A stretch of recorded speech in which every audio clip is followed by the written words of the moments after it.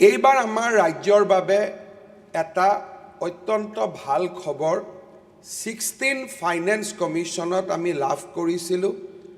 অহাবাৰৰ বিধানসভাৰ বাবে ই এটা ডাঙৰ শুভ আৰম্ভণি হ'ব। মই উল্লেখ কৰিব খুজিছোঁ, প্ৰত্যেকবাৰ ফাইনেন্স কমিশনত অসমৰ ফিস্কেল স্পেচটো কমি গৈছিল।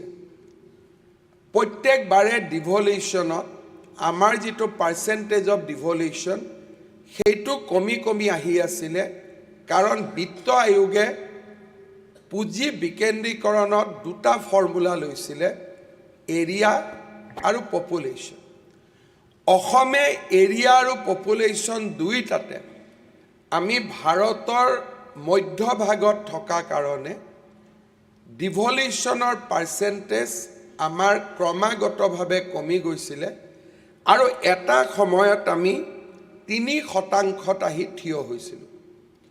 এইবাৰ 16তম বিত্তীয় আয়োগৰ প্ৰতিবেদনত বহু বছৰৰ পিছত অসমৰ ডিভলিউশ্যন তেওঁলোকে এইবাৰ নতুন এটা ইণ্ডিকেটৰ কৰিলে যে কোন ৰাজ্যই দেশৰ GDPত বৰঙণি যোগাব পাৰে, অৰ্থাৎ দেশৰ বিকাশত কোন ৰাজ্যই আটাইতকৈ বেছি বৰঙণি আগবঢ়াইছে।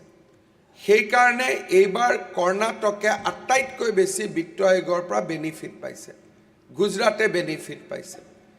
সেই ইণ্ডিকেটৰত অসমেও ভাৰতৰ বিকাশত বোজা আৰু কণ্ট্ৰিবিউশ্যন, ইয়াৰ মাজত দুটা ডাঙৰ পাৰ্থক্য আছে।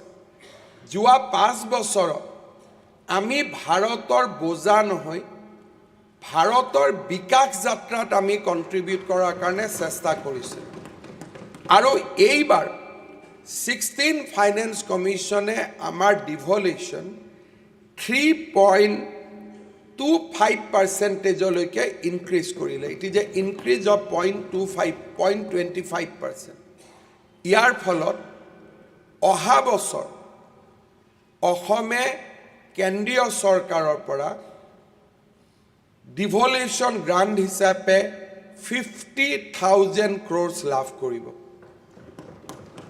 আৰু প্ৰথমবাৰৰ বাবে অসমে নিজৰ পুঁজিৰে 70 বছৰৰ পিছত অহা বছৰত আমি কৰৰ হস্তান্তৰৰ টকাৰ জৰিয়তে ৰাজ্যৰ কৰ্মচাৰীসকলৰ দৰমহা আৰু পেঞ্চন আমি 12 মাহে দিব পাৰিম, যিটো অসমৰ বাবে এটা বহুদিনৰ পিছত আফটাৰ 77 years অফ গভৰ্নেন্স আমি 26-27 বিত্তীয় বৰ্ষ অতি গৌৰৱেৰে সৈতে প্ৰৱেশ কৰিব পাৰিম। 50,000 crore অনলি টেক্স ডিভলিউশ্যন। আৰু মই বিশ্বাস কৰোঁ যে অহা বছৰ অসমৰ নিজৰ ৰেভিনিউ কালেকশ্যনো উইল ক্ৰছ 30,000 crore। তাৰ মানে অসমে আমাৰ চৰকাৰী কৰ্মচাৰীক আমাক 4,000 কোটি টকা লাগে দৰমহা আৰু পেঞ্চনত, 48,000 কোটি টকা। এই 48,000 কোটি টকা আমি কৰাৰ পিছতো আমি উন্নয়নমূলক কাম আৰু অসমক আগুৱাই লৈ যোৱাৰ এটা ডাঙৰ ফিস্কেল স্পেচ এটা আমি লাভ কৰিব গৈ আছোঁ। আপুনি বিচৰা বাতৰি পাব কেৱল নিউজ 18 এপত। নিউজ 18 এপ ডাউনলোড কৰিবলৈ স্কেন কৰক এই QR কোড। গুগল প্লে ষ্টৰতো পাব এই নিউজ 18 এপ।